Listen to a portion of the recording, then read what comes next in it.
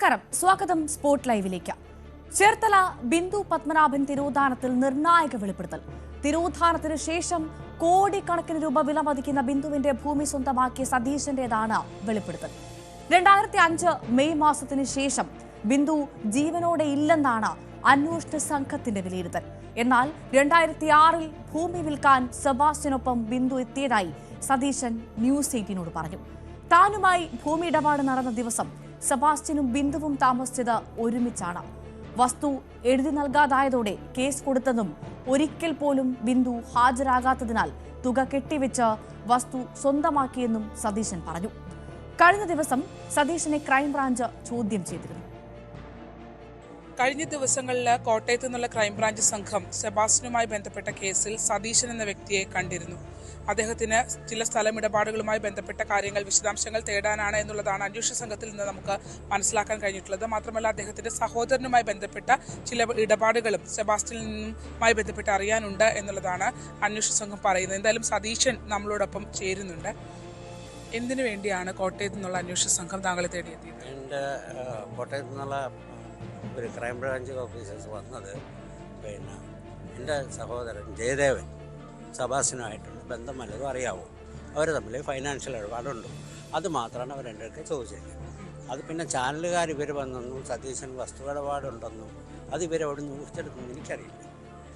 ഈ സെബാസ്റ്റ്യനെ അറിയാമോ? സതീശൻ ഞാൻ ഒന്നിച്ച് പഠിച്ചതാണ്, പിന്നെ അതൊരു വീട് ദൂരം നല്ല അടുത്തല്ലേ. പക്ഷേ ബിന്ദു പത്മനാഭന്റെ ഒരു പ്രോപ്പർട്ടി നിങ്ങൾ വാങ്ങിയിട്ടുണ്ടല്ലോ, അത് ഞാൻ കോടതി വഴി നടത്തിയെടുത്തു. അതെങ്ങനെയായിരുന്നു ആ കച്ചവടം? അത് അവർ വന്ന് എൻ്റെ അടുത്ത് നേരിട്ട് ബിന്ദു സെബാസ്റ്റ്യൻ കൊണ്ടുവന്നു. അപ്പോൾ അവരുടെ ഇത് വെച്ചിട്ട് പൈസ വേണമെന്ന് പറഞ്ഞു, എഗ്രിമെൻ്റ് എഴുതിയിട്ട്. അപ്പോൾ ഞാൻ പറഞ്ഞു ഇപ്പം തരാനൊക്കെ ഇല്ല, വസ്തു കാണണം, വസ്തുവിൻ്റെ ഡോക്യുമെൻ്റ് അവരന്നേരം എൻ്റെ കയ്യിൽ എടുത്ത് തന്നു. പിറ്റേ ദിവസം പോയി ഇത് കണ്ടു, എഗ്രിമെൻ്റ് എഴുതി. 6 മാസമായിട്ട് ഇവർ വരുന്നില്ല പ്രമാണം നടത്താൻ. അന്ന് എത്ര രൂപ അഡ്വാൻസ് വാങ്ങി? അന്ന് 1.5 ലക്ഷം. അത് കഴിഞ്ഞ് ബാക്കി കോടതി കെട്ടിവെച്ച് നടത്തിയെടുത്തു. സെബാസ്റ്റ്യനോട് ചോദിച്ചില്ലേ ബിന്ദു എവിടെയെന്ന്? കാരണം നിങ്ങളുടെ ഇന്ന് പൈസ വാങ്ങിയിട്ടാണ്. അതിൽ സെബാസ്റ്റ്യനെ ഫോഴ്സ് ചെയ്തത് കൊണ്ടാണ് ഈ ബിന്ദു എന്നെ വിളിക്കാൻ കാര്യം. ഞാൻ പറഞ്ഞു ഇതിനെ കൊണ്ടുവന്നത് നീയല്ലേ, അത് അതൊന്നാരാണ് വിളിച്ചത്. പക്ഷെ എന്തെങ്കിലും ദുരൂഹത തോന്നിയിരുന്നോ ബിന്ദു പിന്നെ കാണാതായതൊക്കെ ബന്ധപ്പെട്ട് എന്തെങ്കിലും ദുരൂഹത തോന്നിയിരുന്നു? എനിക്ക് ഇപ്പം ഞാൻ ചാനലിലേക്ക് കൊടുക്കണം എന്ന് വെച്ചാൽ ഈ സ്ഥലം നടത്തിയെടുത്തത് ബിന്ദുവിൻ്റെ സ്ഥലമല്ലേ സെബാസ്റ്റ്യൻ നടത്തിയെടുത്തത്. അപ്പോൾ അതിനകത്ത് ദുരൂഹത ഇല്ലാതില്ല. ബിന്ദുവിന് എന്തെങ്കിലും സംഭവിച്ചിട്ടുണ്ടാവുമെന്ന് കരുതുന്നുണ്ടോ? നിങ്ങളോട് 2006 വരെ 6-ലാണ് ഇത് എഗ്രിമെന്റ് വെക്കുന്നത്, 2007 ഞാൻ കേസ് കൊടുക്കുന്നത്. 2006 അന്ന് വരുമ്പോ ഇവര് ഈ നാട്ടിലുണ്ടോ ചേട്ടാ? അത് ഏത് ഈ ബിന്ദു നാട്ടിലുണ്ടോ? അതൊന്നും എനിക്ക് ഇവിടെ വന്ന് എൻ്റെ ലോഡ്ജിൻ്റെ അടുത്ത് വന്നു. നിങ്ങൾ സ്ഥലമൊക്കെ പോയി കണ്ടില്ലേ? അന്ന് ബിന്ദു ഉണ്ടോ കൂടെ? അല്ല. അതാണ് അദ്ദേഹം വ്യക്തമാക്കുന്നത്. അതായത് കഴിഞ്ഞ ദിവസം ക്രൈംബ്രാഞ്ച് സംഘം അദ്ദേഹത്തിന്റെ വീട്ടിലെത്തിയിരുന്നു. താൻ ആ പ്രോപ്പർട്ടി വാങ്ങിയത് മറ്റു രീതിയിലൊന്നുമല്ല, അത് നിയമപരമായ നടപടികൾ പൂർത്തീകരിച്ചാണ്. പക്ഷേ 2007 തന്നെ കാണാനായി ബിന്ദു പത്മനാഭൻ എത്തിയതെന്നുള്ളതാണ് അദ്ദേഹം വ്യക്തമാക്കുന്നത്. സർക്കാരിന്റെ അല്ലെങ്കിൽ പോലീസിന്റെ അന്വേഷണ പ്രകാരം 2005 ശേഷം ബിന്ദു പത്മനാഭനെ നേരിട്ട് കണ്ടവർ ആരുമില്ല എന്ന് പറയുമ്പോൾ 2007 കേസുമായി ബന്ധപ്പെട്ട് താൻ പോകുന്ന ഘട്ടത്തിൽ 6 മാസത്തെ എഗ്രിമെന്റ് കഴിഞ്ഞ് കേസുമായി ബന്ധപ്പെട്ട് താൻ പോകുന്ന ഘട്ടത്തിൽ 6 മാസം മുമ്പ് 2007 കേസ് കൊടുക്കുന്നു, അതിന് 6 മാസം മുമ്പാണ് ബിന്ദുവിനെ താൻ സ്ഥലം വാങ്ങുന്നതിനായി കണ്ടതെന്നാണ് അദ്ദേഹം പറയുന്നത്. അതിനുശേഷം 4 വർഷത്തിന് ശേഷം കോടതിയിൽ അനുകൂല വിധി ലഭ്യമാവുകയും പണം കെട്ടിവെക്കുകയും ചെയ്തപ്പോൾ ആ ഘട്ടത്തിൽ ബിന്ദു ആ പണം റിസീവ് ചെയ്തിട്ടുണ്ട് എന്നുള്ള കാര്യവും അദ്ദേഹം വ്യക്തമാക്കുന്നു. ഇത് അന്വേഷണ സംഘം വ്യക്തമാക്കുന്നതിൽ നിന്ന് വിരുദ്ധമായ കാര്യങ്ങളാണ് സതീശൻ നമ്മളോട് പറയുന്നത്. ചേർത്തല പള്ളിപ്പുറത്തു നിന്നും ശരണ്യ സ്നേഹജൻ, ന്യൂസ് 18. ശരണ്യ സ്നേഹജൻ ചേരുന്നു വിവരങ്ങളുമായി നമുക്കൊപ്പം. ശരണ്യ, ഈ ബിന്ദു പത്മനാഭൻ തിരോധാന കേസുമായി ബന്ധപ്പെട്ട് വളരെ നിർണായകമായ ഞെട്ടിക്കുന്ന വിവരങ്ങളാണ് ഓരോ ദിവസവും ശരണ്യ തന്നെ പുറത്തുവിടുന്നത്. ഇപ്പോൾ ഇതാ 2005 മെയ് മാസത്തിന് ശേഷമാണ് ബിന്ദു ജീവനോടെ ഇല്ലെന്നാണ് അന്വേഷണ സംഘത്തിന്റെ വിലയിരുത്തൽ. എന്നാൽ 2006 ഭൂമി വിൽക്കാൻ സെബാസ്റ്റ്യനൊപ്പം ബിന്ദു എത്തിയെന്നും ബിന്ദുവിനെ കണ്ടെന്നും സതീശൻ ന്യൂസ് 18നോട് പറയുന്നു. ഈ ബിന്ദു കാണാനില്ല എന്ന് ക്രൈംബ്രാഞ്ച് പറയുന്ന ആ വർഷവും ഇപ്പോൾ ബിന്ദുവിനെ കണ്ടു എന്ന് അല്ലെങ്കിൽ ബിന്ദു തന്റെ അടുത്ത് വന്നു എന്ന് സതീശൻ പറയുന്ന വർഷം തമ്മിൽ ഒരുപാട് വൈരുദ്ധ്യമുണ്ട്. എന്താണ് ഈ കേസ്, എങ്ങോട്ടാണ് പോകുന്നത്, എന്താണ് അന്വേഷണ സംഘം പറയുന്നത്? ഒപ്പം ഈ സതീശന്റെ വെളിപ്പെടുത്തൽ അത് എത്രമാത്രം വിശ്വസനീയമാണെന്നാണ് നമുക്ക് മനസ്സിലാക്കാൻ സാധിക്കുന്നത്? ശരണ്യ.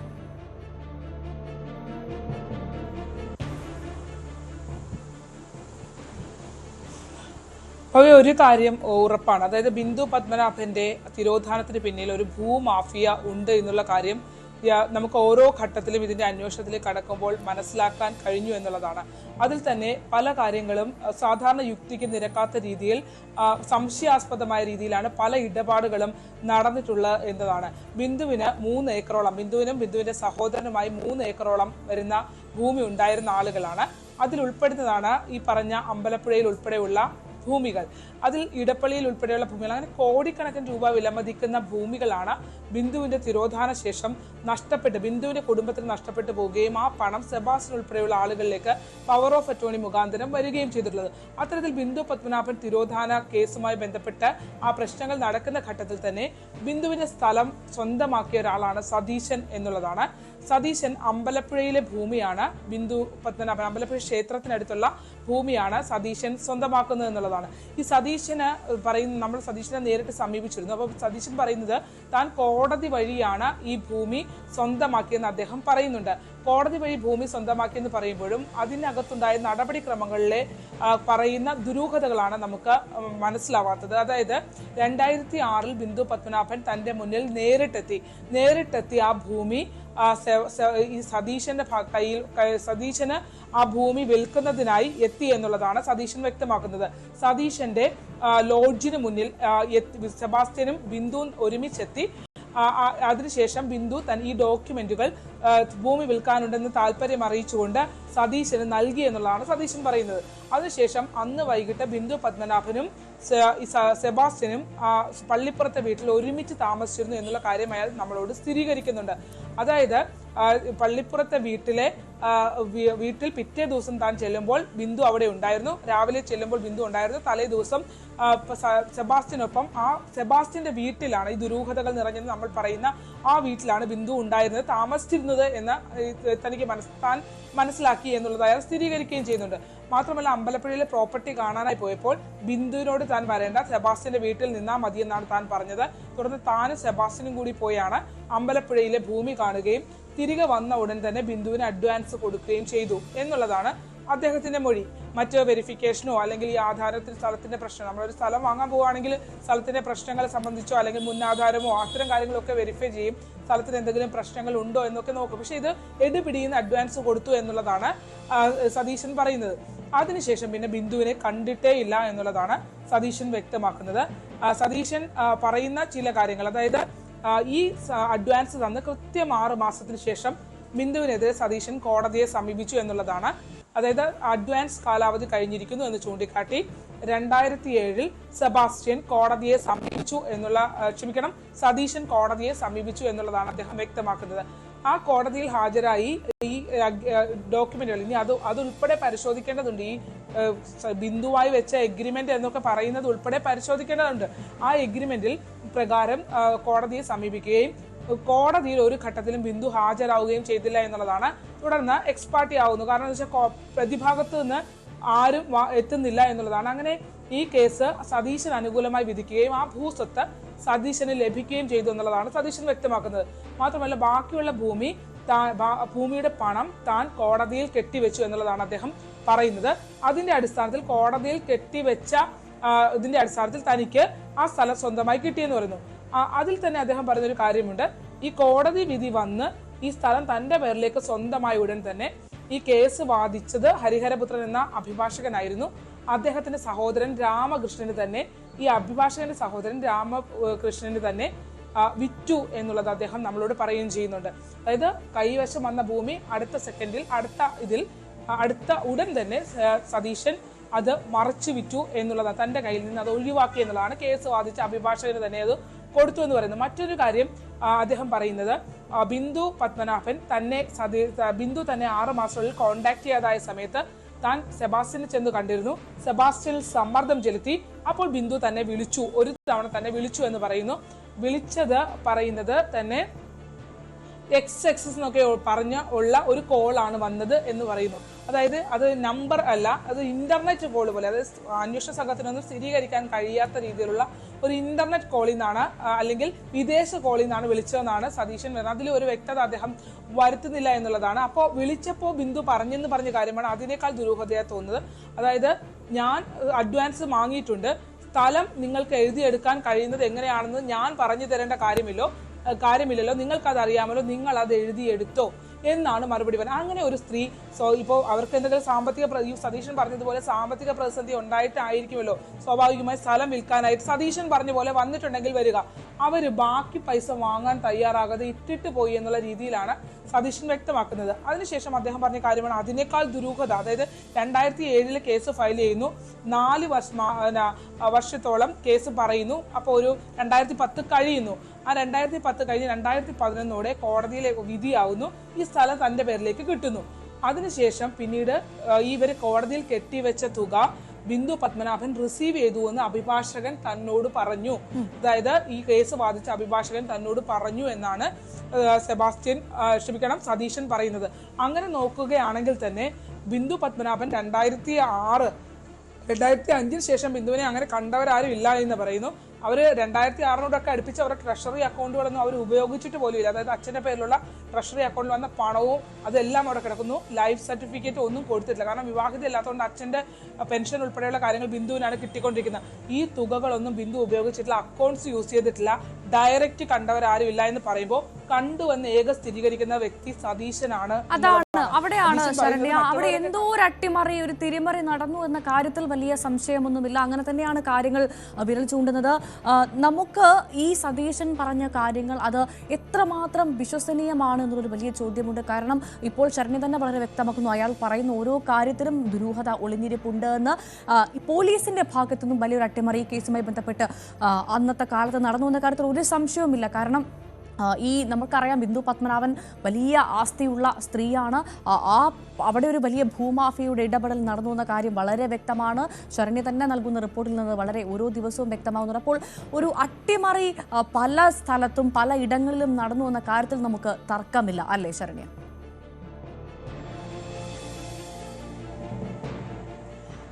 ഉറപ്പായിട്ടും അത് വരും ദിവസങ്ങളിൽ നമ്മൾ അത് സംബന്ധിച്ച പുതിയ വിശദാംശങ്ങൾ പുറത്തുവിടും. അതിന്റെ അന്വേഷണത്തിൽ നമുക്ക് വളരെ കൃത്യമായി ബോധ്യമാകുന്നുണ്ട് ഈ പോലീസ് സംവിധാനങ്ങൾ, രജിസ്ട്രേഷൻ വകുപ്പിലെ ഉദ്യോഗസ്ഥർ, റവന്യൂ ഉദ്യോഗസ്ഥർ ഇവരൊക്കെ ചേർന്നിട്ടുള്ള ഒരു കോക്കസ് ഈ ബിന്ദു എന്ന് പറഞ്ഞ സ്ത്രീയുടെ, ശതകോടീശ്വരിയായ സ്ത്രീയുടെ സ്വത്തുക്കൾ തട്ടിയെടുക്കുന്ന കാര്യത്തിൽ ഉണ്ടായിട്ടുണ്ട് എന്നുള്ളതാണ്. അതിന്റെ കൃത്യമായ എവിഡൻസ് നമുക്ക് കിട്ടിത്തുടങ്ങിയിട്ടുണ്ട്. നമ്മൾ അത് വരും ദിവസങ്ങളിൽ നമ്മളത് പ്രേക്ഷകർക്ക് മുന്നിലേക്ക്, ജനങ്ങൾക്ക് മുന്നിലേക്ക് വെക്കുകയും ചെയ്യും.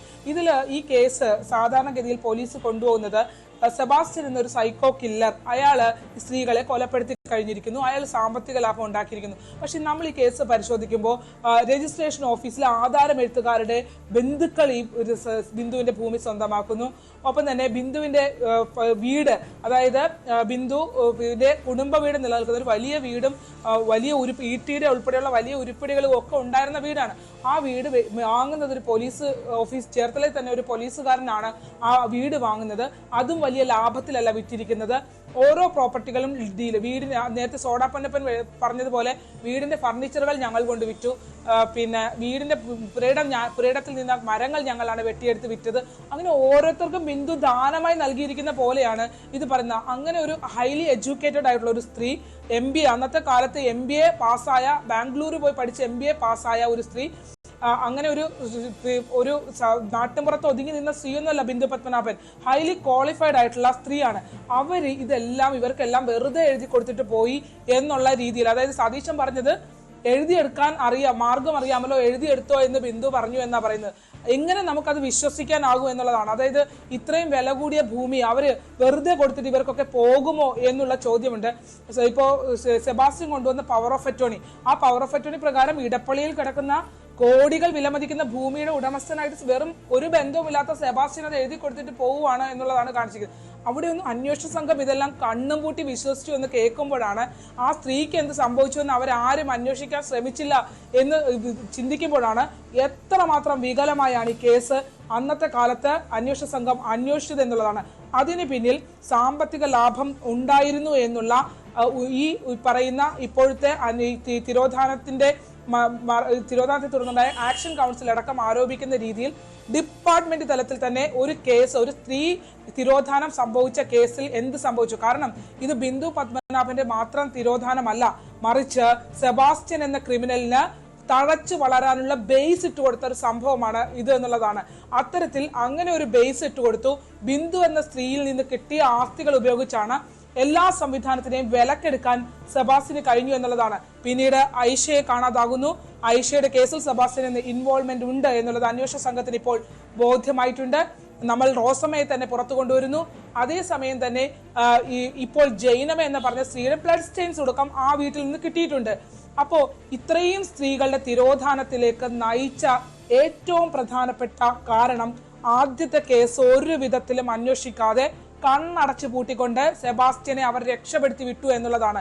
മാത്രമല്ല 70 ഒരു ആഭ്യന്തര വകുപ്പിന് പരാതി നൽകി ഫയൽ നമ്പർ ഇട്ട് വന്ന ഒരു കേസിന്റെ അന്വേഷണത്തിന് FIR ഇടാൻ ലോക്കൽ പോലീസിന് 70 ദിവസം വേണ്ടി വന്നു എന്ന് പറയുമ്പോൾ തന്നെ ആ കേസ് അന്വേഷണത്തിന്റെ ഒരു പോക്ക് നമുക്ക് മനസ്സിലാവുമല്ലോ. മാത്രമല്ല ബിന്ദുവിന്റെ സഹോദരൻ പറയുന്ന വെച്ച് നോക്കണേ 6.5 മാസം സെബാസ്റ്റ്യന് പിടിച്ചു നിൽക്കാനുള്ള അവസരം അവർ നൽകി എന്നുള്ളതാണ്. അതാണ് ഇവിടെ സെബാസ്റ്റ്യൻ മാത്രമല്ല പ്രതി എന്നതിലേക്കാണ് കാര്യങ്ങൾ പോകുന്നത്. ഉന്നത അധികാരികൾ പോലും ഇതിൽ വലിയ ബന്ധമുണ്ട്, അവർക്ക് അതിൽ ഇടപെടലുണ്ട് എന്ന് വളരെ വ്യക്തമാവുകയാണ്. അതിൽ തർക്കമില്ല. ആ തെളിവുകൾ ശരണ്യ പറഞ്ഞതുപോലെ വരും ദിവസങ്ങളിൽ ശരണ്യ തന്നെ പ്രേക്ഷകരിലേക്ക് എത്തിക്കുമെന്ന കാര്യത്തിൽ സംശയമില്ല. ശരണ്യ, നമുക്കറിയാം കഴിഞ്ഞ ദിവസമാണ് ഫ്രാങ്ക്ലിൻ സോഡ പോന്നവർ എന്ന 2 കഥാപാത്രങ്ങൾ കൂടി ഈ സീനിലേക്ക് വരുന്നത്. ഇതിൽ ഫ്രാങ്ക്ലിനും സെബാസ്റ്റ്യനും കൂടി ചേർന്നുകൊണ്ടാണ് ബിന്ദു പത്മനാഭനെ കൊലപ്പെടുത്തിയതെന്നാണ് ശശികല എന്നൊരു സ്ത്രീ അവരുടെ വെളിപ്പെടുത്തൽ ഉണ്ടായത്. നമ്മൾ വളരെ ഞെട്ടലോടുകൂടി കേട്ടൊരു സംഭവമാണ്. അപ്പോൾ തിരോധാനം, ബിന്ദു പത്മനാഭൻ തിരോധാനം എന്നിനി വിളിക്കാൻ പറ്റുമോ എന്ന് പോലും സംശയമുണ്ട്. അത് പക്ഷേ സ്ഥിരീകരിക്കേണ്ടത് ഉദ്യോഗസ്ഥരാണ്, ക്രൈംബ്രാഞ്ചാണ്. അതിലേക്ക് നമ്മൾ കടക്കുന്നില്ല. പക്ഷേ ഈ ഫ്രാങ്ക്ലിനെ ചോദ്യം ചെയ്യേണ്ടത് അനിവാര്യമാണ്. അങ്ങനെ ഒരാളുണ്ടോ, അയാളെ കണ്ടെത്തേണ്ടതുണ്ട്, അയാളുമായി ചോദ്യം ചെയ്യേണ്ടതുണ്ട്. ഈ സെബാസ്റ്റ്യനും സതീശന് ഇപ്പോൾ നമ്മൾ പുറത്തു കൊണ്ടുവന്ന ഈ സതീശന് ഈ ഫ്രാങ്ക്ലിനെയോ അല്ലെങ്കിൽ സോഡാ പൊന്നപ്പനെയോ പരിചയമുണ്ടോ എന്ന് തുടങ്ങിയ കാര്യങ്ങളിലേക്കൊക്കെ അന്വേഷണം പോവേണ്ടതില്ലേ? എന്തുകൊണ്ടായിരിക്കും ക്രൈംബ്രാഞ്ചിന് ഇപ്പോഴും ഇതെല്ലാം കൂടി കൂട്ടിച്ചേർത്ത ഒരു അന്വേഷണത്തിലേക്ക് എത്താൻ സാധിക്കാത്തത്? ശരണി, എന്തുകൊണ്ടാണ് എന്തൊരു വൈക്കം ഉണ്ടാകുന്നത് അവിടെ?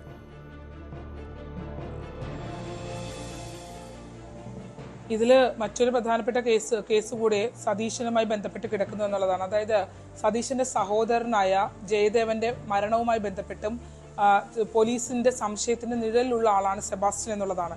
അതായത് കഴിഞ്ഞ ദിവസം ക്രൈംബ്രാഞ്ച് സംഘം, കോട്ടയത്തു നിന്നുള്ള ക്രൈംബ്രാഞ്ച് സംഘം ഈ സതീശന്റെ സഹോദരനായ ജയദേവന്റെ കേസുമായി ബന്ധപ്പെട്ട, അതായത് ജയദേവൻ നമ്മളുടെ എല്ലാവരുടെ മുമ്പിൽ തന്റെ സ്വത്തുവകകൾ മുഴുവൻ നഷ്ടപ്പെട്ട് ആത്മഹത്യ ചെയ്ത ഒരു മുൻ FCI ഉദ്യോഗസ്ഥനാണ്. അദ്ദേഹം ഈ സതീശന്റെ സഹോദരനാണ്.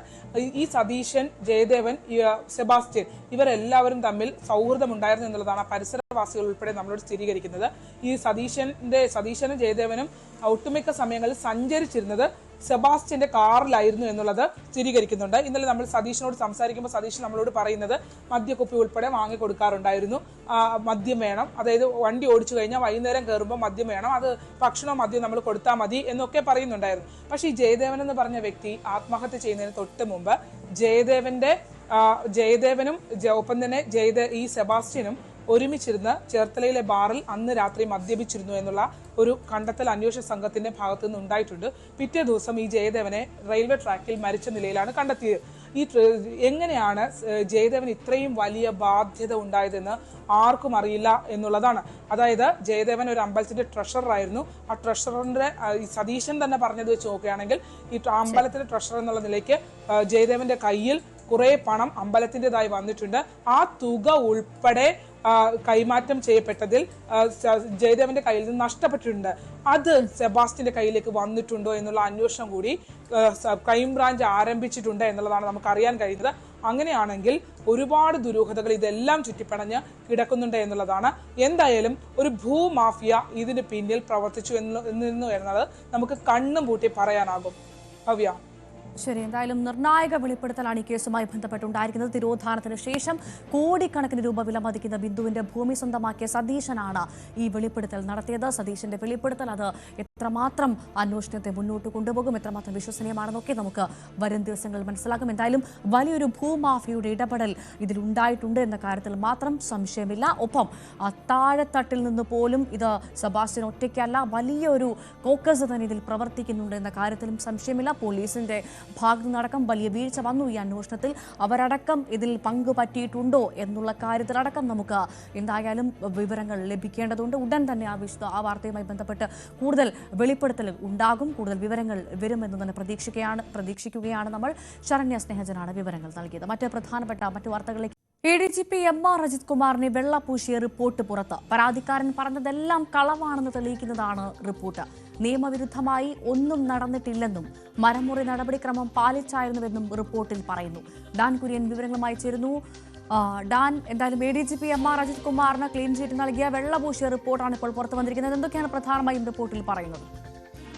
ഭവ്യ, PV അൻവർ ഉന്നയിച്ച ഗുരുതരമായ ആരോപണങ്ങൾ സംബന്ധിച്ച് നടന്ന വിശദമായ അന്വേഷണത്തിൽ അതുമായി ബന്ധപ്പെട്ട ഒരു തരത്തിലുള്ള തെളിവുകളും, ഈ ആരോപണങ്ങൾ വസ്തുനിഷ്ഠമായി തെളിയിക്കാൻ കഴിയുന്ന ഒരു തരത്തിലുള്ള തെളിവുകളും കണ്ടെത്താൻ കഴിഞ്ഞിട്ടില്ല എന്നാണ് വിജിലൻസ് നൽകിയ കോടതിയിൽ സമർപ്പിച്ചിരിക്കുന്ന ക്ലീൻ ചിറ്റ് റിപ്പോർട്ടിലെ പ്രധാനപ്പെട്ട കണ്ടെത്തൽ.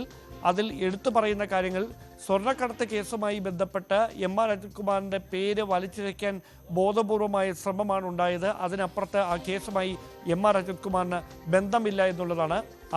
മറ്റൊന്ന്, മരമുറി വിവാദം, ആ കേസിൽ കൃത്യമായ ചട്ടങ്ങൾ പാലിച്ചുകൊണ്ടാണ് മരമുറി നടന്നിരിക്കുന്നത്. അതിനപ്പുറത്തേക്ക് അതിൽ മറ്റ് തരത്തിലുള്ള വിവാദങ്ങൾക്കൊന്നും പ്രസക്തിയില്ല എന്ന് ഈ റിപ്പോർട്ടിൽ എടുത്തു പറയുന്നുണ്ട്. അതോടൊപ്പം MR അജിത് കുമാറുമായി ബന്ധപ്പെട്ട് ഉയർന്ന വിവാദങ്ങളിലെല്ലാം, അല്ലെങ്കിൽ ഉന്നയിച്ച ആരോപണങ്ങളെല്ലാം സത്യത്തിൻ്റെ ഒരു കണിക പോലും ഇല്ലാത്തതാണ്. അത് ബോധപൂർവമായി അദ്ദേഹത്തെ കുടുക്കാനായി നടത്തിയ നീക്കത്തിൻ്റെ ഭാഗമാണ് എന്ന തരത്തിലുള്ള സൂചന നൽകുന്ന റിപ്പോർട്ടാണ് ഇപ്പോൾ പുറത്തായിരിക്കുന്നത്. ഈ റിപ്പോർട്ടായിരുന്നു വിജിലൻസ് കോടതിയിൽ വിജിലൻസ് സമർപ്പിച്ചത്. അത് തള്ളിക്കൊണ്ടാണ് നെയ്യാറ്റിങ്കര സ്വദേശി നാഗരാജ് നൽകിയ ഹർജിയുടെ അടിസ്ഥാനത്തിൽ ഈ ക്ലീൻ ചിറ്റ് റിപ്പോർട്ട് തള്ളിക്കൊണ്ട് കോടതിയുടെ നേരിട്ടുള്ള മേൽനോട്ടത്തിൽ MR അജിത് കുമാറിനെതിരായ തുടരന്വേഷണം നടത്താനുള്ള ഉത്തരവ് കോടതിയുടെ ഭാഗത്ത് നിന്ന് കഴിഞ്ഞ ദിവസം വരികയും ചെയ്തത്. അതായത് MR അജിത് കുമാറിനെ സംരക്ഷിക്കാൻ സർക്കാരുണ്ട് എന്ന് തെളിയിക്കുന്ന റിപ്പോർട്ടാണ് ഇപ്പോൾ പുറത്തു വന്നതല്ലേ? അല്ലെങ്കിൽ MR അജിത് കുമാറിനെ സർക്കാർ ചേർത്ത് പിടിച്ചിട്ടുണ്ട് എന്ന് വളരെ വ്യക്തമായി റിപ്പോർട്ടിൽ പറയുന്നു എന്ന് മനസ്സിലാക്കണമോ ഡാൻ? അതായത് MR അജിത് കുമാറിന്റെ കീഴിലുള്ള ഉദ്യോഗസ്ഥർ തന്നെയായിരുന്നു ഇത്തരത്തിൽ ഒരു അന്വേഷണം നടത്തി അതുമായി ബന്ധപ്പെട്ട റിപ്പോർട്ട് കോടതിക്ക് സമർപ്പിച്ചത്. അത് തന്നെയാണ് ഹർജിക്കാരൻ വിജിലൻസ് കോടതിയിൽ എടുത്തു പറഞ്ഞ കാര്യം. കീഴുദ്യോഗസ്ഥർ അന്വേഷണം നടത്തിയാൽ എങ്ങനെ വസ്തുതകൾ പുറത്തു വരും? ഈ ആഡംബര വസതി അല്ലെങ്കിൽ ആഡംബര വസതി നിർമ്മിക്കുന്നതുൾപ്പെടെയുള്ള കാര്യങ്ങളിൽ അനധികൃതമായി കള്ളപ്പണത്തിൻ്റെ ഇടപാടുകൾ നടന്നിട്ടുണ്ട്. അതോടൊപ്പം ഫ്ലാറ്റ് 23 ലക്ഷം രൂപയ്ക്ക് വാങ്ങി 65 ലക്ഷം രൂപയ്ക്ക് മറച്ചു വിൽക്കുന്ന നടപടി കള്ളപ്പണം വെളുപ്പിക്കുന്നതിൻ്റെ ഭാഗമായിട്ടായിരുന്നു എന്നതുൾപ്പെടെയുള്ള കാര്യങ്ങളായിരുന്നു ഈ ഹർജിക്കാരൻ ഹർജിയിൽ നേരത്തെ പറഞ്ഞിരുന്നത്. പക്ഷേ അതുമായി ബന്ധപ്പെട്ടൊന്നും തെളിവുകളില്ല എന്നാണ് ഈ വിജിലൻസ് റിപ്പോർട്ടിൽ, ഈ ക്ലീൻ ചിറ്റ് റിപ്പോർട്ടിൽ വ്യക്തമാക്കിയിരിക്കുന്നത്. എന്തായാലും അതിൽ പാകപ്പിഴകളുണ്ട് എന്ന് കണ്ടെത്തിക്കൊണ്ടാണ് കോടതി തന്നെ ഈ റിപ്പോർട്ട് തള്ളുകയും കോടതിയുടെ തന്നെ മേൽനോട്ടത്തിൽ തുടരന്വേഷണം നടത്താൻ കഴിഞ്ഞ ദിവസം ഉത്തരവിടുകയും ചെയ്തത്. സർക്കാരിനെ സംബന്ധിച്ച് മുഖ്യമന്ത്രിയുടെ ഓഫീസുമായി വളരെ അടുത്ത ബന്ധമുണ്ടായിരുന്ന ക്രമസമാധാന ചുമതലയുള്ള ADGP ആയിരുന്നു MR അജിത് കുമാർ.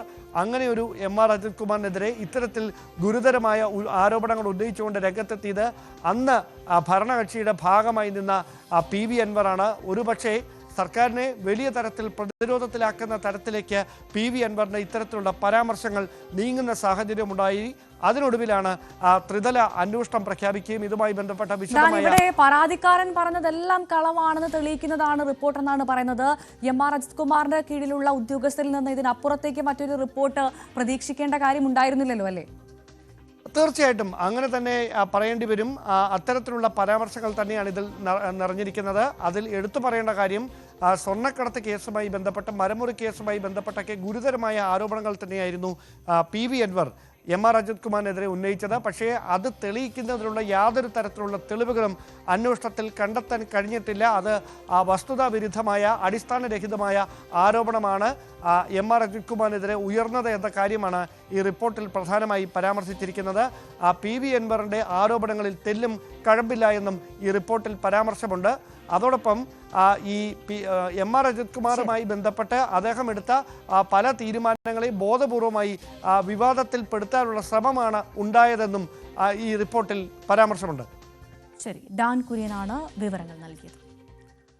കോതമംഗലത്ത് 23-കാരി ആത്മഹത്യ ചെയ്ത സംഭവത്തിൽ ആൺ സുഹൃത്ത് റമീസിന്റെ മാതാപിതാക്കൾക്കെതിരായ പോലീസ് അന്വേഷണം ഊർജിതമാക്കി. പ്രതി റമീസിന്റെ സുഹൃത്ത് സഹദിനെ കേന്ദ്രീകരിച്ചും അന്വേഷണം ഊർജിതമാണ്. നിർബന്ധിത മതപരിവർത്തനം എന്ന പേരിൽ കേസെടുക്കാവുന്ന സാഹചര്യം ഇപ്പോഴില്ലെന്നാണ് പോലീസിന്റെ നിലപാട്. അതേസമയം നടന്നത് ലവ് ജിഹാദാണെന്ന ആരോപണം BJP സംസ്ഥാന വൈസ് പ്രസിഡന്റ് ഷോൺ ജോർജ് ആവർത്തിച്ചു. ലവ് ജിഹാദ് ക്രിമിനൽ കുറ്റമായി പ്രഖ്യാപിച്ചു. കേരള നിയമസഭ നിയമം പാസ്സാക്കണമെന്നാണ് അദ്ദേഹം പറയുന്നത്. പെൺകുട്ടിയെ പനായിക്കുളത്ത് കൊണ്ടുപോയി പൂട്ടിയിട്ടു. മതപരിവർത്തനം എന്ന പരാതി ഉണ്ടായിട്ടും പോലീസ് കേസെടുക്കുന്നില്ല. കേസിൽ അറസ്റ്റിലായ റമീസിന്റെ കുടുംബം PFIയുടെ സംരക്ഷണയിലാണെന്നും ഷോൺ ജോർജ് ആരോപണമുന്നയിച്ചു. ഈ കഴിഞ്ഞ ദിവസങ്ങളുണ്ടായ സംഭവവികാസങ്ങൾ, കോതമംഗലത്തെ സോണയുടെ മരണം, ഇതൊക്കെ കേരളമേറെ ചർച്ച ചെയ്യപ്പെട്ട വിഷയമാണ്. ഈ വിഷയത്തിൻ്റെ അടിസ്ഥാനത്തിൽ ലവ് ജിഹാദ് ഒരു ക്രിമിനൽ കുറ്റമായി പ്രഖ്യാപിക്കണമെന്ന് ഭാരതീയ ജനതാ പാർട്ടി ആവശ്യപ്പെടുകയാണ്. ഇവിടെ ഇത്രയും ദിവസം കഴിഞ്ഞിട്ടും നിർബന്ധിത മതപരിവർത്തനത്തിന് നിർബന്ധിച്ചു. അതിനുവേണ്ടി പാനായിക്കുളത്ത് ആ പെൺകുട്ടിയെ കൊണ്ട് പൂട്ടിയിട്ട് പീഡിപ്പിച്ചു എന്ന് മൊഴിയുണ്ടായിട്ടും പോലീസ് പറയുന്നത് ഞങ്ങൾക്ക് ഈ വിഷയത്തിൽ കേസെടുക്കാൻ നിയമമില്ല എന്നാണ്. ഡാനി ഇപ്പോൾ നൽകും വിവരങ്ങൾ. ഡാനി, ഷോൺ ജോർജിന്റെ പ്രതികരണത്തിലേക്ക് നമുക്ക് വരാം. അതിനു മുൻപ് ഈ കേസുമായി ബന്ധപ്പെട്ട് ആ ആത്മഹത്യ ചെയ്ത 23-കാരി പെൺകുട്ടി അവളുടെ ആത്മഹത്യക്കുറിപ്പിൽ വളരെ വ്യക്തമായി പറയുന്നുണ്ട്. റമീസിന്റെ മാതാപിതാക്കൾ അടക്കം തന്നെ വളരെയധികം വേദനിപ്പിച്ചു എന്നുള്ള കാര്യം ആ പെൺകുട്ടി അവളുടെ ആത്മഹത്യക്കുറിപ്പിൽ അവസാനമായി എഴുതിയിട്ടുണ്ട്. എന്നിട്ടും എന്തുകൊണ്ടാണ് അന്വേഷണ സംഘത്തിന് ആ റമീസിന്റെ മാതാപിതാക്കളിലേക്ക് എത്താൻ സാധിക്കാത്തത്? അവരെവിടെയാണുള്ളത് ഡാനി?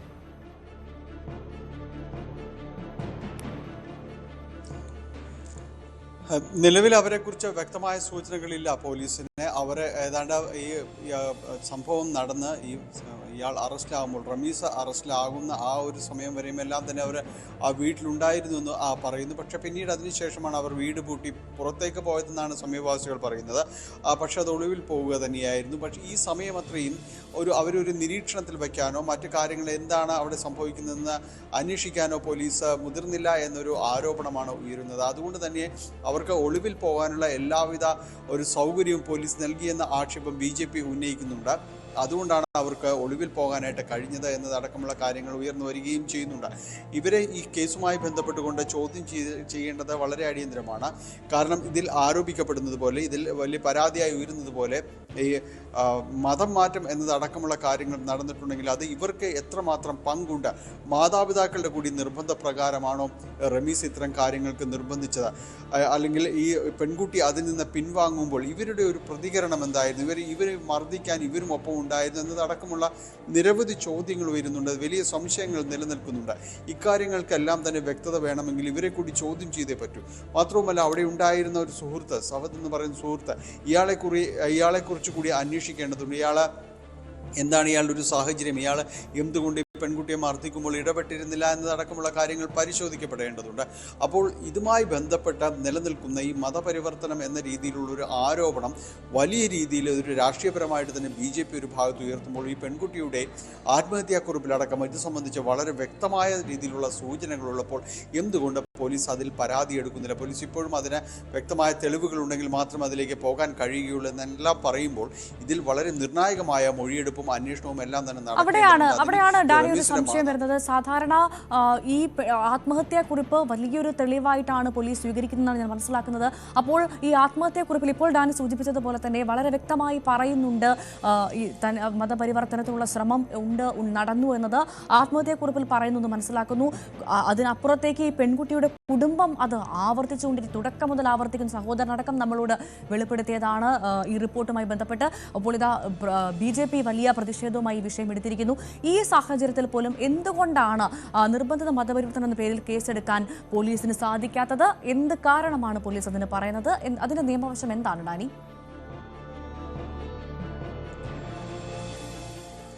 പോലീസിന് ഇക്കാര്യത്തിൽ മുന്നോട്ട് പോകണമെങ്കിൽ കൃത്യമായ തെളിവുകൾ വേണം, കൃത്യമായ ഒരു സാക്ഷിമൊഴികൾ അടക്കമുള്ള ഒരു കാര്യങ്ങൾ പോലീസിന് വേണം. കാരണം ഈ പെൺകുട്ടി ആരോപിക്കുന്നത് പോലെ, പെൺകുട്ടിയുടെ കുടുംബം ആരോപിക്കുന്നത് പോലെ കാര്യങ്ങൾ നടന്നിട്ടുണ്ടെങ്കിൽ അത് വ്യക്തമായ തെളിവുകളുടെ അടിസ്ഥാനത്തിൽ മാത്രമേ മുന്നോട്ട് പോകാനായിട്ട് കഴിയുകയുള്ളൂ. മാത്രവുമല്ല, സംസ്ഥാനത്ത് ഇതൊരു മതപരിവർത്തന നിയമം സംബന്ധിയായ കാര്യങ്ങളിൽ ഇനിയും മറ്റ് ചില സംസ്ഥാനങ്ങളിൽ നിലനിൽക്കുന്നത് പോലെ ശക്തമായ ഒരു നിയമവും കാര്യങ്ങളും ഒന്നും തന്നെയില്ല. അപ്പോൾ ഇക്കാര്യങ്ങളിലെല്ലാം തന്നെ കൃത്യമായ തെളിവുകളുടെ അടിസ്ഥാനത്തിൽ മാത്രമേ മുന്നോട്ട് പോകാനായിട്ട് സാധിക്കുകയുള്ളൂ. അതിൽ ചോദ്യം ചെയ്യലുകൾ തന്നെയാണ് അനിവാര്യമായിട്ടുള്ളത്. ഇതിൽ പെൺകുട്ടിയുടെ ഈ റമീസിൻ്റെ മാതാപിതാക്കളെ അടക്കമുള്ള ഈ കാര്യങ്ങളിൽ ചോദ്യം ചെയ്യേണ്ടതുണ്ട്. പോലീസിന് ലഭിച്ചിരിക്കുന്ന ഈ ആത്മഹത്യാക്കുറിപ്പിൽ പറയുന്ന കാര്യങ്ങൾ അത് വലിയ രീതിയിൽ തന്നെ ഈ ആത്മഹത്യാക്കുറിപ്പ് തെളിവ് തന്നെയാണ്, സംശയമൊന്നുമില്ല. പെൺകുട്ടി തനിക്ക് പറയാനുള്ളത് അത്രയും പറഞ്ഞു വെച്ചിട്ടാണ് കടന്നു പോകുന്നത്. അപ്പോൾ ഈ പറയുന്ന കാര്യങ്ങൾ അതൊരു മരണമൊഴി പോലെ തന്നെ പ്രധാനപ്പെട്ടത് തന്നെയാണ്. അപ്പോൾ ഈ കാര്യങ്ങൾ പറയുന്നതിൽ എന്താണ് അവിടെ നടന്നിട്ടുള്ളതെന്ന് പരിശോധിക്കുന്നു. റമീസിൻ്റെ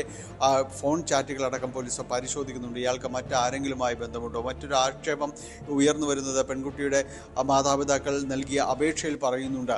ഇത് സംബന്ധിച്ച് അന്വേഷണം ആവശ്യപ്പെട്ട് നൽകിയ അപേക്ഷയിലാണ് അത്തരം കാര്യങ്ങൾ പറയുന്നത്. ഈ മതം മാറ്റത്തിന് വിദേശത്ത് നിന്ന് അടക്കമുള്ള ഇടപെടലുകൾ ഉണ്ടായതായി തങ്ങൾ സംശയിക്കുന്നുണ്ട്. അങ്ങനെ ആരെങ്കിലും ഇടപെട്ടിട്ടുണ്ടോ, പുറമേ നിന്നുള്ള ആരെങ്കിലുമൊക്കെ ഇടപെട്ടിട്ടുണ്ടോ എന്നതടക്കമുള്ള കാര്യങ്ങൾ പരിശോധിക്കപ്പെടേണ്ടതാണ്. അതിന് ഇവരെ കൂടി ചോദ്യം ചെയ്യേണ്ടതുണ്ട്.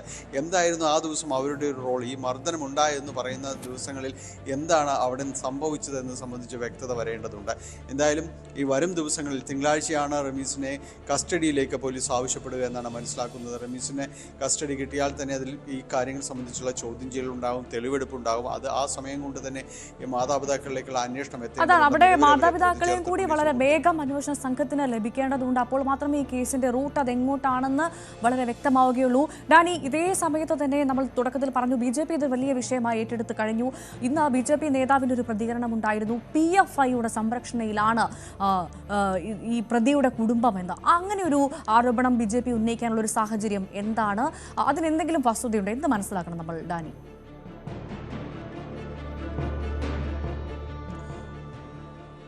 ഈ കാര്യത്തിൽ BJP ഇത് കഴിഞ്ഞ കുറച്ച് ദിവസങ്ങളായി പറയുന്നത് ഒരു സ്ഥലനാമവുമായി ബന്ധപ്പെട്ടുകൊണ്ട് ഉള്ളതാണ്. അതിൽ ഈ പറവൂർ മേഖലയ്ക്കപ്പുറമുള്ള ഈ പനായിക്കുളം എന്ന് പറയുന്ന സ്ഥലത്തെ ഉള്ളതാണ്. ഈ സ്ഥലത്തിൻ്റെ ഒരു പ്രത്യേകത എന്ന് പറയുന്നത് ഇതിൽ സിമി ക്യാമ്പ് നടന്നിട്ടുള്ള ഒരു സ്ഥലമായിട്ടാണ് ഇതിൽ പറയുന്നത്. നേരത്തെ നിരോധിത സംഘടനകൾക്ക് വളരെ വേരോട്ടമുള്ള ഒരു സ്ഥലമായിട്ടൊക്കെ തന്നെയാണ് ഇതിൽ ആരോപണവും ആക്ഷേപവും എല്ലാം തന്നെ വരുന്നത്.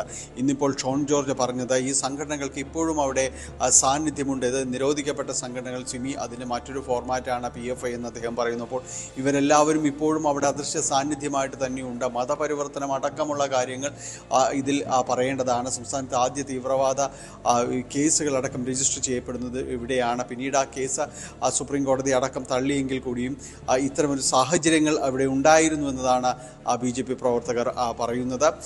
അപ്പോൾ ഈ കാര്യങ്ങളിൽ വ്യക്തമായ അന്വേഷണം നടത്തണം. അപ്പോൾ അവിടെ നടക്കുന്നത് ഈ മതപരിവർത്തനം അടക്കമുള്ള കാര്യങ്ങൾ ആ മേഖല കേന്ദ്രീകരിച്ച് ഉണ്ടാകാം, അത്തരം പ്രവർത്തനങ്ങൾ അവിടെ ഉണ്ടാകാം എന്നതെല്ലാം തന്നെയാണ് അവർ ഒരു ആരോപണമായി ഉയർത്തിക്കൊണ്ടുവരുന്നത്. ഈ ഘട്ടത്തിൽ തന്നെയാണ് ഇന്ന് ഷോൺ ജോർജും പറഞ്ഞത് ഇത് അന്വേഷിക്കേണ്ടതാണ് എന്നതടക്കമുള്ള കാര്യങ്ങൾ അവർ പറയുന്നത്. ഇതിൽ കേന്ദ്ര ഏജൻസികളടക്കം ഇക്കാര്യങ്ങളിൽ ഇടപെടലുകളും അന്വേഷണവും ഉണ്ടാകണമെന്ന് പറയുന്നു. ഒപ്പം ഇന്ന് പറഞ്ഞത് മറ്റൊരു കാര്യമെന്ന് പറയുന്നത് മൂവാറ്റുപുഴയിൽ ജോസഫ് മാഷിൻ്റെ കൈവെട്ടിയ പ്രതികൾ ഇവരുടെ അടുത്ത ബന്ധുക്കളാണ് എന്നൊരു ആരോപണം കൂടി ഷോൺ ജോർജ് ഉന്നയിക്കുകയുണ്ടായി. ഇതെല്ലാം സംബന്ധിച്ച് അന്വേഷിക്കേണ്ടത് പോലീസാണ്. പക്ഷേ ആ രീതിയിലൊരു അന്വേഷണം എന്തെങ്കിലും ഒരു തരത്തിലൊരു ക്രിമിനൽ പശ്ചാത്തലം ഈ റമീസിന്റെ കുടുംബത്തിന് ഉണ്ടോ, ഡാനി? അങ്ങനെ എന്തെങ്കിലും വിവരങ്ങൾ നമുക്ക് ലഭ്യമാണോ പോലീസിൽ നിന്ന്? നിലവിൽ അങ്ങനെയുള്ളൊരു വിവരങ്ങളിലേക്കൊന്നും പോലീസ് എത്തിയിട്ടില്ല. പോലീസ് അതിൻ്റെ ഒരു പ്രാഥമിക അന്വേഷണത്തിൻ്റെ വിവരങ്ങളിലേക്കൊന്നും ഇതുവരെ അത്തരം കാര്യങ്ങൾ വന്നിട്ടില്ല എന്ന് തന്നെയാണ് മനസ്സിലാക്കാൻ കഴിയുന്നത്. ഇതൊരു ആരോപണം എന്ന രീതിയിൽ BJP ഉയർത്തുന്നുണ്ട്. ഇത് സംബന്ധിച്ച് വളരെ വ്യക്തമായ രീതിയിൽ അന്വേഷിക്കണമെന്നാണ് BJP ആവശ്യപ്പെടുകയും ചെയ്യുന്നത്. പ്രത്യേകിച്ച് NIA അടക്കമുള്ള ഏജൻസികളാണ് ഇക്കാര്യങ്ങളിൽ ഇടപെടേണ്ടത് എന്ന് പറയുന്നു. കുടുംബവും അത് തന്നെ ആവശ്യപ്പെടുന്നുണ്ട് എന്നത് തന്നെയാണ് ഇതിലൊരു പ്രത്യേകത. അതായത് പെൺകുട്ടിയുടെ കുടുംബവും ഇത് ആവശ്യപ്പെടുന്നുണ്ട്. ഇത് അന്വേഷിക്കണം, വലിയ ഇടപെടലുകൾ ഉണ്ടായി ഉണ്ടായിട്ടുണ്ട് എന്നത് അവർ പറയുമ്പോൾ ഇതിങ്ങനെ ചൂഴ്ന്നു നിൽക്കുന്ന വലിയ രീതിയിലുള്ള സംശയങ്ങൾ ഉയരുന്ന സംഭവമായതുകൊണ്ട് തന്നെ ഇതേക്കുറിച്ച് വളരെ വ്യക്തമായ രീതിയിലേക്ക് അന്വേഷണം പോകേണ്ടതുണ്ടെന്ന് ചൂണ്ടിക്കാണിക്കപ്പെടുന്നു. ഏതായാലും വരും ദിവസങ്ങളിൽ ആ രീതിയിലേക്ക് പോകുമെന്ന് തന്നെ നമ്മൾക്ക് പ്രതീക്ഷിക്കാം. പ്രത്യേകിച്ച് റമീസിനെ കസ്റ്റഡിയിലേക്ക് കിട്ടുമ്പോൾ അതുമായി ബന്ധപ്പെട്ടുകൊണ്ടുള്ള ചോദ്യം ചെയ്യലുകൾ ഉണ്ടാകുമ്പോൾ തുടർ ചോദ്യം ചെയ്യലുകളിലേക്ക് ഇയാളുടെ കുടുംബത്തെ കൂടി അതിനു മുൻപ് അന്വേഷിച്ച് കണ്ടെത്താൻ കഴിയുമെന്ന് തന്നെയാണ് പോലീസ് സൂചിപ്പിക്കുന്നത്. ഏതായാലും ഈ വരുന്ന ആഴ്ച ഈ കേസുമായി ബന്ധപ്പെട്ടുകൊണ്ട് വളരെ നിർണായകം തന്നെയാണ്. കാരണം ഈ വളരെ വലുതാണ് ഉയരുന്ന ചോദ്യങ്ങൾ. അതിന് ഒരു ഭാഗത്ത് ഒരു രാഷ്ട്രീയ സമ്മർദ്ദമായിട്ട് BJP ഉയർത്തി കാണിക്കുമ്പോൾ ഇതിൻ്റെ സത്യം എന്താ എന്നത് സംബന്ധിച്ച് പൊതുസമൂഹവും കാത്തിരിക്കുകയാണ് എന്താണ് നടന്നിട്ടുള്ളതെന്ന്. അതിലേക്ക് ഒരുപക്ഷെ വരും ദിവസങ്ങളിൽ കൃത്യമായൊരു വിശദീകരണം നൽകാൻ പോലീസിന് അന്വേഷണ സംഘത്തിന് കഴിയുമെന്നാണ് പ്രതീക്ഷിക്കുന്നത്. ഏതായാലും പ്രത്യേക അന്വേഷണ സംഘത്തെയാണ് ഇതുമായി ബന്ധപ്പെട്ട് രൂപീകരിച്ചിരിക്കുന്നത്. മൂവാറ്റുപുഴ DYSPയുടെ നേതൃത്വത്തിൽ 10 അംഗ അന്വേഷണ സംഘമാണ് ഇതുമായി ബന്ധപ്പെട്ടുള്ളത്. അവർ അന്വേഷണം തുടരുകയാണ്. വരുന്ന ദിവസങ്ങളിൽ ഇതുമായി ബന്ധപ്പെട്ടുകൊണ്ട് നടക്കുന്ന നീക്കങ്ങൾ നിർണായകം തന്നെയാണ്. ഡാനി പോളാണ് വിശദ വിവരങ്ങൾ പങ്കുവച്ചത്. വളരെ പെട്ടെന്ന് മറ്റു വാർത്തയിലേക്ക് എത്താം. ഇടവേളയ്ക്ക് ശേഷം ഏറ്റുമാനൂരിലെ ഷൈനിയുടെയും മക്കളുടെയും മരണത്തിൽ നാളെ കുറ്റപത്രം സമർപ്പിക്കും. ഷൈനിയുടെ ഭർത്താവ് നോബിയാണ് കേസിലെ ഏക പ്രതി. മുൻ കേസുകളിലെ തെളിവുകളും കുറ്റപത്രത്തിലുണ്ട്. ഭർത്താവിന്റെ നിരന്തരമുള്ള പീഡനത്തെ തുടർന്നാണ് ആത്മഹത്യയെന്നും തലേ ദിവസം ചെയ്ത ഫോൺ കോൾ ആത്മഹത്യയിലേക്ക് നയിച്ചുവെന്നുമാണ് കുറ്റപത്രം. ശ്രീജിത്ത് വിവരങ്ങളുമായി ചേരുന്നു. ശ്രീജിത്ത്, നമ്മളെല്ലാവരെയും ഏറെ വേദനിപ്പിച്ചൊരു ആത്മഹത്യയായിരുന്നു ഏറ്റുമാനൂരിലെ ഷൈനിയുടെയും 2 ചെറിയ 10ഉം 11ഉം വയസ്സുള്ള 2 പെൺകുട്ടികളുടേതും. ഒരമ്മ തനിക്ക് ജീവിക്കാൻ സാധിക്കുന്നില്ല എന്ന് പറഞ്ഞുകൊണ്ട് 2 പെൺകുട്ടികളെയും കൊണ്ടുപോയി റെയിൽവേ ട്രാക്കിൽ വെച്ച് മരണപ്പെടുന്ന ഒരു സാഹചര്യം, ആത്മഹത്യ ചെയ്യുന്ന സാഹചര്യം, അത് കേരള ജനതയെ ഒന്നാകെ വേദനിപ്പിച്ചൊരു സംഭവമാണ്. എന്തായാലും ആ കേസിൽ ഒരൊറ്റ പ്രതിയേ ഉള്ളൂ എന്നതിലേക്കാണ് കുറ്റപത്രം എത്തിയതെന്ന് മനസ്സിലാക്കുന്നു. എന്തൊക്കെയാണ് കുറ്റപത്രത്തിൽ പറയുന്നത്? വിവരങ്ങൾ.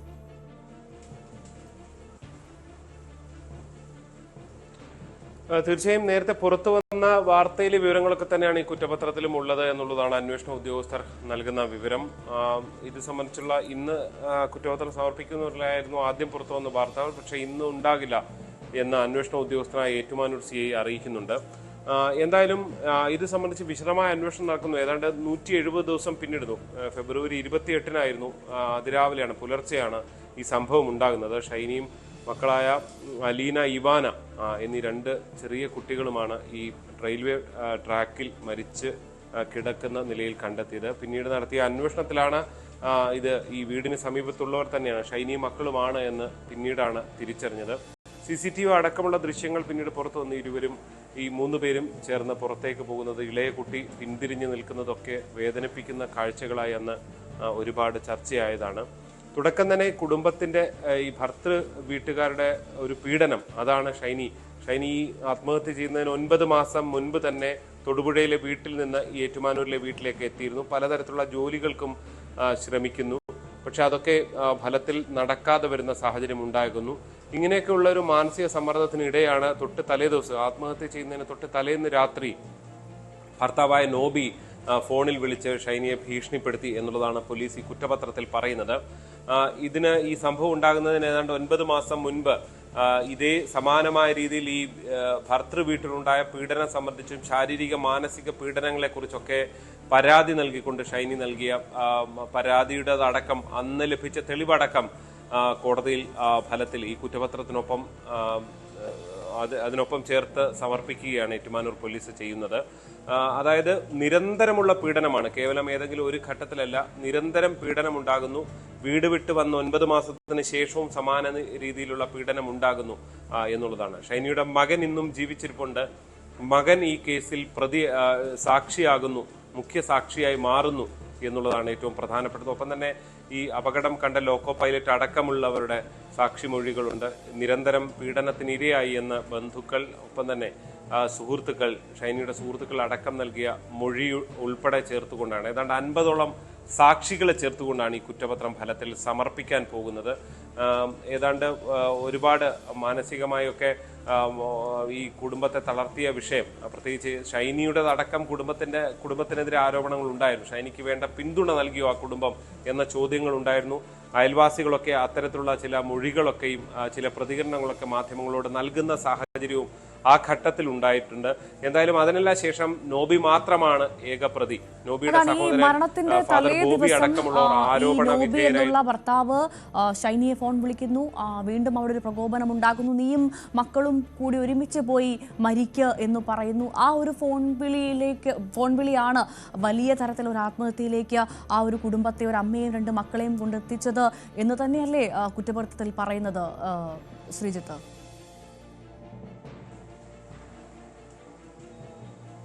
അത് തന്നെയാണ് അതിന്റെ ആകെ പറയുന്നത്. ഇത് നേരത്തെ തന്നെ പുറത്തു വന്ന വാർത്തകളിൽ ഉൾപ്പെടെ ഇതായിരുന്നു ഒരു വിവരമുണ്ടായിരുന്നത്. പോലീസ് ഇപ്പോൾ ചെയ്തിരിക്കുന്നത് ഇത് സംബന്ധിച്ച് വിശദമായ അന്വേഷണം നടത്തുകയും കൂടുതൽ ആളുകളുടെ മൊഴി രേഖപ്പെടുത്തുന്നു. സാക്ഷി മൊഴികളാണ് ഇതിൽ ഏറ്റവും പ്രധാനമായി ഉള്ളത്. പെട്ടെന്നൊരു നിമിഷം ഉണ്ടായ ഒരു ആത്മഹത്യ എന്നുള്ളതിനപ്പുറത്തേക്ക് നിരന്തരം ഇത്തരം പീഡനങ്ങൾ, ഫോൺ വിളികളിലൂടെയുള്ള ഭീഷണികൾ ഒക്കെ ഉണ്ടായിരുന്നു. പോലീസ് കേസ് തന്നെ ഫലത്തിൽ ഈ ഒരു ശാരീരിക മാനസിക പീഡനങ്ങൾക്കെതിരെ ഷൈനി തന്നെ നൽകുന്ന സാഹചര്യം ഉണ്ടായിരുന്നു.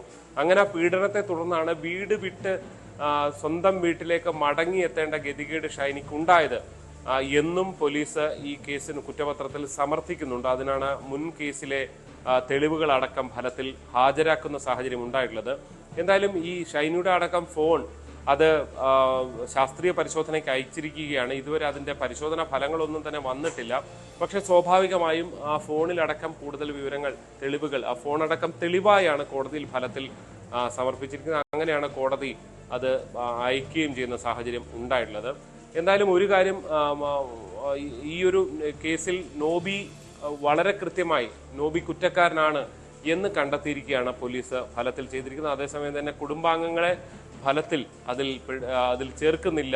ഒരുപാട് ആരോപണങ്ങൾ ഉണ്ടായിരുന്ന നാട്ടുകാരടക്കം, തൊടുപുഴയിലെ നാട്ടുകാരടക്കം ഈ കുടുംബത്തിനെതിരെ രംഗത്ത് വരുന്ന സാഹചര്യമൊക്കെ ഉണ്ടായതാണ്. ഈ സംസ്കാര ചടങ്ങുകളിലടക്കം പലതരത്തിലുള്ള തർക്കങ്ങളും പ്രതിഷേധങ്ങളും ഒക്കെ ഉണ്ടായി. ഒടുവിലാണ് തൊടുപുഴയിലെ വീട്ടിലേക്ക്, അവിടുത്തെ പള്ളിയിലേക്ക് സംസ്കാരം മാറ്റിവെക്കുന്ന നിലയൊക്കെ ഉണ്ടായിട്ടുള്ളത്. എന്തായാലും വലിയ ഞെട്ടിക്കുന്ന സംഭവത്തിലാണ് സമൂഹ മനസാക്ഷി ആകെ ശ്രീജിത്ത്, ഇതിനു മുൻപ് നൽകിയ കേസുകളും ഈ കേസുമായി ബന്ധപ്പെട്ട് ചേർത്ത് വെക്കുമെന്നല്ലേ മനസ്സിലാക്കേണ്ടത്? അപ്പോൾ സ്വാഭാവികമായും ഈ പ്രതിക്ക്, നോബിക്ക് കുരുക്ക് മുറുകും അല്ലേ?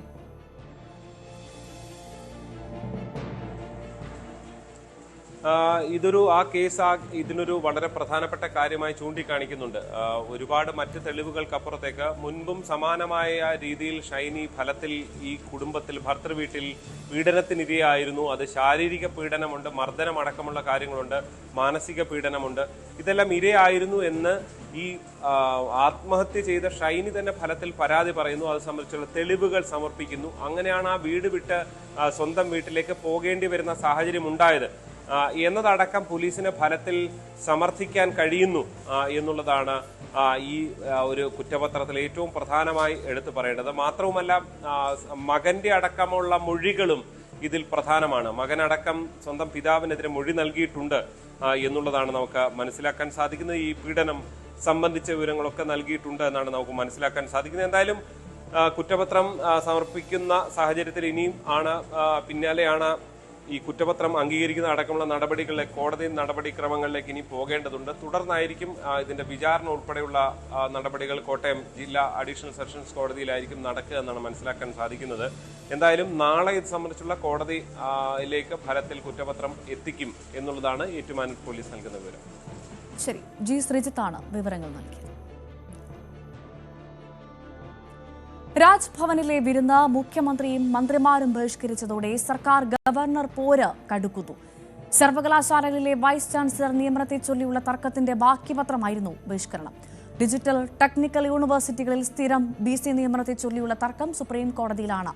സമവായത്തിന് ഇരുപക്ഷവും തയ്യാറാകണമെന്ന് കോടതി ആവശ്യപ്പെട്ടിട്ടും ഒരിഞ്ച് പോലും പിന്മാറാൻ സർക്കാരോ ഗവർണറോ തയ്യാറായിട്ടില്ല.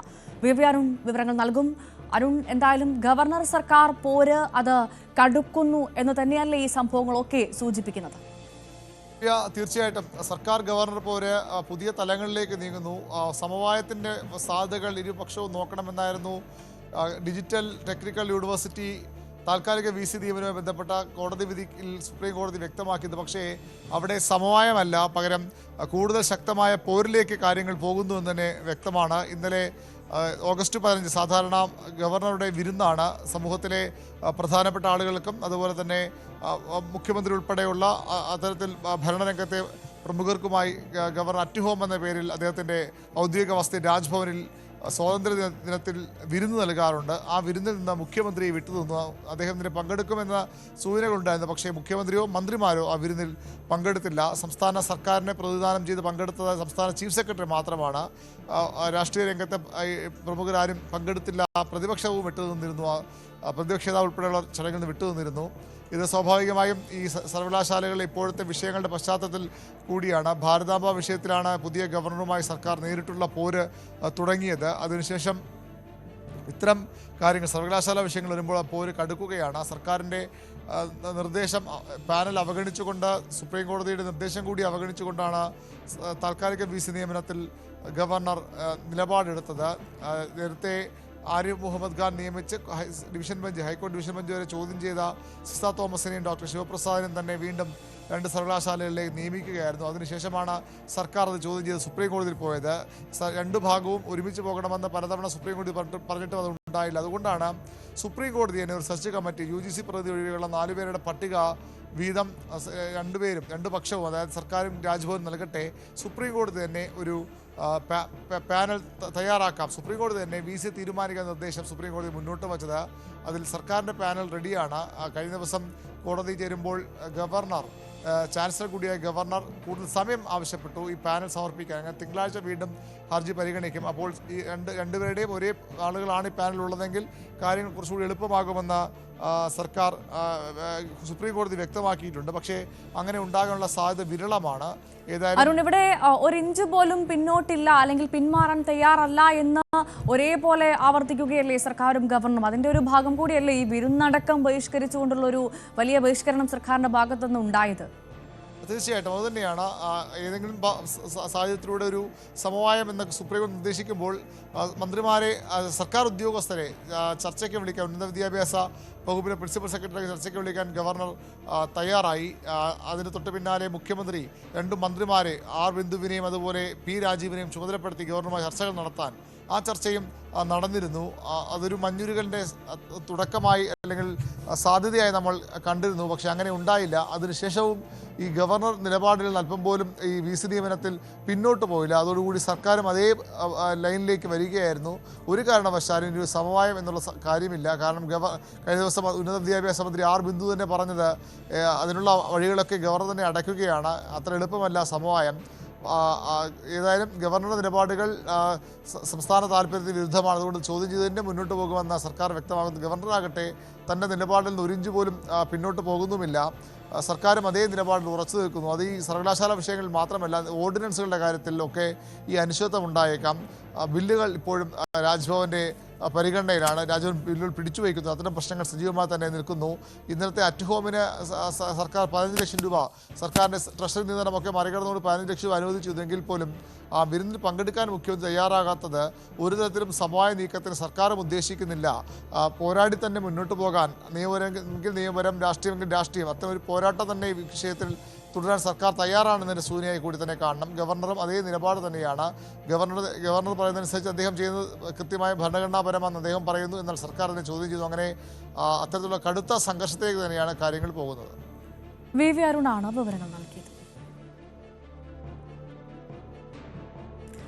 തിരുവനന്തപുരം വർക്കലയിൽ സ്വാതന്ത്ര്യദിനാഘോഷങ്ങളുടെ ഭാഗമായി അംഗൻവാടി കുട്ടികളുടെ കയ്യിൽ രാഖി ധരിപ്പിക്കാൻ നിർദ്ദേശം നൽകിയ ചൈൽഡ് ഡെവലപ്മെന്റ് പ്രോജക്ട് ഓഫീസർക്കെതിരെ പ്രതിഷേധം ശക്തമാകുന്നു. വർക്കല താലൂക്ക് ഓഫീസിന് മുന്നിൽ പ്രതിഷേധിച്ച ഡിവൈഎഫ്ഐ പ്രവർത്തകരെ പോലീസ് അറസ്റ്റ് ചെയ്തു നീക്കി. CDPC ഓഫീസർക്ക് എതിരെ നടപടിയെടുക്കണമെന്നാണ് പ്രതിഷേധക്കാരുടെ ആവശ്യം. അഭിലാഷ് വിവരങ്ങളുമായി ചേരുന്നു. അഭിലാഷ്, പിഞ്ചു കുട്ടികളാണ്, അവർക്ക് ഒന്നും അറിയില്ല. അപ്പോൾ ഈ സ്വാതന്ത്ര്യദിനാഘോഷത്തിന്റെ ഭാഗം എങ്ങനെയാണ് രാഖിയാകുന്നത്? എങ്ങനെയാണ് ഈ കുട്ടികളുടെ കയ്യിൽ രാഖി ധരിപ്പിക്കാൻ ഒരു ഉദ്യോഗസ്ഥന് നിർദ്ദേശം നൽകാനുള്ള കാരണം? എന്താണ് അതിന്റെ വിശദാംശങ്ങൾ? തീർച്ചയായും ഇത് തന്നെയാണ് ഇന്ന് പ്രതിഷേധക്കാരും പ്രധാനമായും ഉന്നയിച്ച ഒരു കാര്യം. സ്വാതന്ത്ര്യദിനാഘോഷത്തിന്റെ ഭാഗമായി ഈ CRPC ഉദ്യോഗസ്ഥ അംഗൻവാടി ടീച്ചർമാരോട് കുട്ടികൾക്ക് രാഖി ധരിപ്പിക്കണമെന്ന് നിർദ്ദേശം നൽകിയതാണ് തുടക്കമായത്. മാത്രമല്ല രാഖി ധരിപ്പിച്ച ശേഷം ഇതിന്റെ ഫോട്ടോ എടുത്ത് ഗ്രൂപ്പിൽ ഇടണമെന്നും ശബ്ദ സന്ദേശത്തിൽ പറയുന്നുണ്ടായിരുന്നു. ഇതിന്റെ ഭാഗമായി വർക്കലയിലെ ഒട്ടുമിക്ക അംഗൻവാടികളിലും രാഖി കുട്ടികളെ ധരിപ്പിക്കുന്ന ഒരു സാഹചര്യവും ഉണ്ടായി. പലയിടങ്ങളിലും ദേശീയ പതാകയുടെ നിറത്തിലുള്ള രാഖികളാണ് ധരിപ്പിച്ചതെങ്കിൽ ഈ വർക്കലയിൽ തന്നെ കണ്ണമ്പ എന്ന് പറയുന്ന ഒരു വാർഡിലെ അംഗൻവാടിയിൽ അവിടുത്തെ വാർഡ് കൗൺസിലറുടെ നേതൃത്വത്തിൽ തന്നെ ഈ സാധാരണ രക്ഷാബന്ധനം ഉപയോഗിക്കുന്ന അതേ രീതിയിലുള്ള രാഖി ധരിപ്പിക്കുന്ന ഒരു സാഹചര്യം ഉണ്ടായി. ഈ ചിത്രം സമൂഹ മാധ്യമത്തിൽ പ്രചരിച്ചതോടെയാണ് DYFI പ്രവർത്തകർ പ്രതിഷേധവുമായി ഇന്ന് എത്തിയത്. സംസ്ഥാന സർക്കാരോ അല്ലെങ്കിൽ കേന്ദ്ര ഗവൺമെന്റോ ഇത്തരത്തിൽ കുട്ടികളെ അംഗൻവാടി കുട്ടികളെ രാഖി ധരിപ്പിക്കണമെന്ന ഒരു നിർദ്ദേശം നൽകിയിരുന്നില്ല എന്നാണ് ഇവർ പറയുന്നത്. ഇതിന് വിരുദ്ധമായാണ് ഇന്ന് ഈ അംഗൻവാടി ടീച്ചർമാർക്ക് ഈ ചൈൽഡ് ഡെവലപ്മെന്റ് പ്രോജക്ട് ഓഫീസർ നിർദ്ദേശം നൽകിയതെന്ന് പറയുന്നു. ഇതിന്റെ അടിസ്ഥാനത്തിൽ ഇവർക്ക് നടപടി വേണമെന്നാണ് ഈ DYFI പ്രവർത്തകർ ആവശ്യപ്പെട്ടത്. അതാണ് അഭിലാഷ, കേന്ദ്ര സർക്കാരോ സംസ്ഥാന സർക്കാരോ അത്തരത്തിലൊരു നിർദ്ദേശം നൽകാത്ത പശ്ചാത്തലത്തിൽ ഈ ഉദ്യോഗസ്ഥൻ എന്തിന്റെ അടിസ്ഥാനത്തിലാണ് ഇത്തരത്തിൽ കുഞ്ഞുങ്ങളെ രാഖി ധരിപ്പിക്കണമെന്ന് പറഞ്ഞത് എന്നാണ് മനസ്സിലാക്കാത്തത്. DYFI എന്താണ് ഈ വിഷയത്തിൽ പറയുന്നത്? ഈ 4 മാസം കൂടി മാത്രമേ ഇവർക്ക് ഇനി സർവീസ് തുടരാൻ കഴിയുള്ളൂ. കാരണം ഇതിന്റെ പെൻഷൻ പ്രായമായിരിക്കുന്നു എന്നാണ് പറയുന്നത്. മാത്രമല്ല ഇന്നും ഈ പ്രതിഷേധം നടക്കുമ്പോഴും ഈ ഉദ്യോഗസ്ഥ ലീവിലായിരുന്നു. അതുകൊണ്ട് തന്നെ വ്യക്തമായിട്ട് ഇതിന്റെ എവിടെ നിന്ന് കിട്ടിയ നിർദ്ദേശത്തിന്റെ അടിസ്ഥാനത്തിലാണ് ഈ താഴേക്ക് ഈ നിർദ്ദേശം കൈമാറിയത് എന്നുള്ള കാര്യം ഇപ്പോഴും അവ്യക്തമാണ്. അതുതന്നെയാണ് ഈ പ്രതിഷേധക്കാരും ആരോപിച്ചുകൊണ്ടേയിരിക്കുന്നത്. കാരണം എന്ത് കേന്ദ്ര ഗവൺമെന്റോ സംസ്ഥാന ഗവൺമെന്റോ നിർദ്ദേശം നൽകാതെ, അവർ സർക്കുലർ പോലും നൽകാതെ എന്തിന്റെ അടിസ്ഥാനത്തിലാണ് ഒരു ഉദ്യോഗസ്ഥ ഇത്തരത്തിൽ നിർദ്ദേശം നൽകിയത് എന്നുള്ളത് ഇപ്പോഴും അജ്ഞാതമാണ്. ഭവ്യ, അവർക്കെതിരെ നടപടി എടുക്കണമെന്നല്ലേ DYFI ആവശ്യപ്പെടുന്നത്? അത്തരത്തിലൊരു നടപടിക്ക് സാധ്യതയുണ്ടോ? ഉദ്യോഗസ്ഥർക്കെതിരെ നടപടി ആവശ്യപ്പെട്ടുകൊണ്ട് DYFI മുകളിലേക്ക് പരാതി നൽകാനുള്ള തീരുമാനമാണ് എടുത്തിട്ടുള്ളത്. എന്തായാലും ഈ പ്രതിഷേധത്തിന് ശേഷം ഇപ്പോൾ അറസ്റ്റ് ചെയ്ത് മാറ്റിയിരിക്കുകയാണ് ഇവരെ. തുടർന്ന് വരും ദിവസങ്ങളിൽ ഇതിനെതിരെ ശക്തമായ ഒരു നിയമ നടപടിയിലേക്ക് അല്ലെങ്കിൽ ഉയർന്ന ഉദ്യോഗസ്ഥർക്ക് പരാതി നൽകുന്ന ഉൾപ്പെടെയുള്ള കാര്യങ്ങളിലേക്ക് കടക്കുകയാണ് DYFI. അഭിലാഷ, ഈ രാഖി എങ്ങനെയാണ് സ്വാതന്ത്ര്യദിനവുമായി ബന്ധപ്പെടുന്നതെന്ന് എനിക്ക് മനസ്സിലാകുന്നില്ല. ഈ അംഗനവാടി ഉദ്യോഗസ്ഥർ, അംഗനവാടി അധ്യാപകർ, ടീച്ചർ അവരൊക്കെ എങ്ങനെയാണ് ഇതിന് സമ്മതം മൂളിയത്? ചൈൽഡ് ഡെവലപ്മെന്റ് പ്രോജക്ട് ഓഫീസർ തന്നെ നേരിട്ട് നിർദ്ദേശം നൽകി എന്നുള്ള ഇതുകൊണ്ട് തന്നെയാണ് ഈ അംഗൻവാടി ഉദ്യോഗസ്ഥർ ഇതിന് സമ്മതം മൂടിയത്. മാത്രമല്ല കേന്ദ്ര ഗവൺമെന്റ് നേരത്തെ ഈ പട്ടാളക്കാർക്കും അത് 6 റാങ്കിൽ പെടുന്ന ഉദ്യോഗസ്ഥർക്കും ഈ ദേശീയ പതാകയുടെ രീതിയിലുള്ള രാഖി ധരിക്കണമെന്നൊരു ചെറിയ നിർദ്ദേശം നൽകിയിരുന്നു. അതിന്റെ ഭാഗമായി അതിന്റെ ചുവട് പിടിച്ചാകാം ഈ ഉദ്യോഗസ്ഥ ഇത്തരത്തിലൊരു നിലപാട് സ്വയമായി തന്നെ എടുത്ത് താഴെ തട്ടിലേക്ക് കൈമാറിയെന്നാണ് ഇപ്പോൾ മനസ്സിലാക്കാൻ സാധിക്കുന്നത്. അത് മാത്രമല്ല ഒരു രാഖിയുടെ ചിത്രം ഈ വാട്സാപ്പിൽ ഈ അംഗനവാടി ടീച്ചർമാർക്ക് അയച്ചു കൊടുത്തിരുന്നു. അതേ മാതൃകയിലുള്ള രാഖി നിർമ്മിക്കണമെന്നും ആ രാഖി കുട്ടികളെ കയ്യിൽ ധരിപ്പിക്കണമെന്നുമാണ് ഇവർ നിർദ്ദേശം നൽകിയത്. ഇത് എവിടെ നിന്ന് കിട്ടിയ മാതൃകയാണെന്നോ ഇത് എന്തിനു വേണ്ടി നൽകിയെന്നുള്ളത് ഇപ്പോഴും വ്യക്തമല്ല. ശരി, അഭിലാഷാണ് വിവരങ്ങൾ നൽകിയത്. സ്പോട്ട് ലൈവിന്റെ സമയം ഇവിടെ പൂർണ്ണമാവുകയാണ്. നമസ്കാരം.